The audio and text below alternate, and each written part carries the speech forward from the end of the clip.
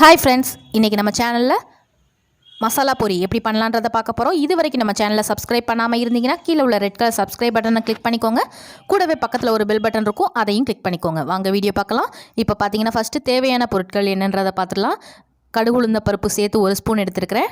நிலக்கடலை பருப்பு 3 table spoon எடுத்துருக்கிறேன். அடுத்தது பொரிக்கடலை, இது ஒரு 2 ஸ்பூன் எடுத்துருக்கிறேன். இப்போது தேவையான பொருட்களில் பூண்டு பார்த்திங்கன்னா சின்ன சின்ன ஒரு 4-5 பூண்டு எடுத்துகிட்டு அதை நல்லா உரலில் இடித்து எடுத்து வச்சுருக்கிறேன். இந்த மாதிரி இடித்து எடுத்து வச்சுருக்கிறேன், ஃப்ளேவருக்காக தான். அடுத்தது வரமிளகா, கருவேப்பிலை, இது தேவை. அப்புறம் மிளகாய்த்தூள், மஞ்சள் தூள், அப்புறம் பார்த்திங்கன்னா பெருங்காயத்தூள், இது 3 தேவை. உப்பு வந்து உங்கள் பொரியில் இருந்துச்சுன்னா உப்பு தேவையில்லை. இப்போது என்னோடதில் உப்பு இல்லை, அதனால் உப்பு எடுத்துருக்கிறேன். இது பொரி பார்த்திங்கன்னா இந்த மாதிரி நமக்கு அமுக்கணுன்னா நல்லா நொறுங்கணும். இந்த மாதிரி நல்ல பொரியாக எடுத்துக்கோங்க. இப்போது எப்படி பண்ணலான்றதை பார்க்கலாம் வாங்க. இதில் ஆயிலும் எடுத்து வச்சுக்கோங்க. இப்போது தேவையான பொருட்கள் பார்த்துட்டோம். இப்போது ஃபஸ்ட்டு ஒரு பேனில் ஆயில் விட்டுக்கோங்க. ஒரு 2 ஸ்பூன் ஆயில் விட்டுட்டு நம்ம வந்து எண்ணெய் ஹீட் ஆகணும். இப்போது எண்ணெய் ஹீட் ஆகிடுச்சு. எண்ணெய் ஹீட் ஆனதும் கடுகு உளுந்த பருப்பும் 1 ஸ்பூன் எடுத்து வச்சுருக்கோம் பார்த்திங்களா, அதை போட்டு எடுத்து வச்சுக்கோங்க. அது நல்லா பொரியணும். இந்த மாதிரி பொரிஞ்சதுக்கப்புறமா அதில் நம்ம இடித்து வச்சுருக்குறோம் பார்த்திங்களா பூண்டு, அதை ஆட் பண்ணிக்கோங்க. 4-5 பூண்டு ஆட் பண்ணிவிட்டு இது கொஞ்சம் நல்லா முருகலாக வேகிற அளவுக்கு வதக்கி விட்டுக்கோங்க. இப்போ கொஞ்சம் நேரம் ஆச்சு. இதுக்கப்புறமா நம்ம பார்த்திங்கன்னா நல்லா கருவேப்பிலையில் தண்ணி இல்லாமல் போடுங்க. கருவேப்பிலை வத்தல், இது வந்து நம்ம காரத்துக்கு தகுந்த மாதிரி தான் நம்ம வத்தல் போட்டிருக்குறோம். வத்தல் இதை நல்லா போட்டுட்டு வதக்கி விட்டுக்கோங்க.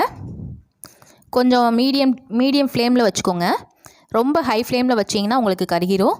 அடுத்தது நம்ம 3 டேபிள் ஸ்பூன் நிலக்கடலை பருப்பு எடுத்திருந்தோம், அதை ஆட் பண்ணிக்கோங்க. அடுத்து பொட்டுக்கடலை, அதையும் ஆட் பண்ணிக்கோங்க. இது நல்லாவே வதங்கணும். பொட்டுக்கடலை பருப்பும் சேர்த்து ஆட் பண்ணிக்கோங்க. உங்களுக்கு கடலைப்பருப்பு போட போட நிறைய பேருக்கு வந்து அதை சாப்பிடும்போது நல்லா வாயில் தட்டுப்படும்போது ரொம்ப நல்லாயிருக்கும். அதனால் அதையும் ஆட் பண்ணிக்கோங்க. இது நல்லா வதக்கினதுக்கப்புறமா மிளகாய்த்தூள், மஞ்சள் தூள், பெருங்காயத்தூள், உப்பு, இது 3ஐயுமே ஆட் பண்ணிக்கோங்க. ஆட் பண்ணிவிட்டு நல்லா வதக்கி விட்டுக்கோங்க. உங்களுக்கு காரம் எவ்வளோ தேவைப்படுதோ அதை டெஸ்ட் பண்ணி பார்த்துக்கோங்க. உப்பு வந்து உங்களுக்கு பொரியில் இருந்துச்சுன்னா உப்பு ஆட் பண்ண தேவையில்லை. இதில் வந்து பார்த்திங்கன்னா உப்பு இல்லை, அதனால் பொரியில் ஆட் பண்ணிக்கிறேன். பொரிக்கு தேவையான உப்பை ஆட் பண்ணியாச்சு. இப்போது பொரி பார்த்திங்கன்னா ஆட் பண்ணிக்கோங்க. பொரியை ஆட் பண்ணிவிட்டு நல்லா மிக்ஸ் பண்ணி விட்டுருங்க. அவ்வளோதான். இதை இந்த மாதிரியே மிக்ஸ் பண்ணி விடுங்க. பாருங்கள், இந்த மாதிரி மிக்ஸ் பண்ணி விட்டுட்டு நான் காட்டுறேன். இப்போ இந்த மாதிரி நல்லா மிக்ஸ் பண்ணியாச்சு. பாருங்கள், உங்களுக்கு மசாலா பொரி ரெடி ஆயிடுச்சு. இதை நல்லா ஈவினிங் ஸ்நாக்ஸாக செஞ்சு கொடுக்கலாம். பாருங்கள், இந்த மசாலா பொரியை நீங்களும் ட்ரை பண்ணி பாருங்கள். ட்ரை பண்ணி பார்த்துட்டு உங்களுக்கு எப்படி வந்திருக்குன்றதை கமெண்ட் பாக்ஸில் கமெண்ட் பண்ணுங்கள்.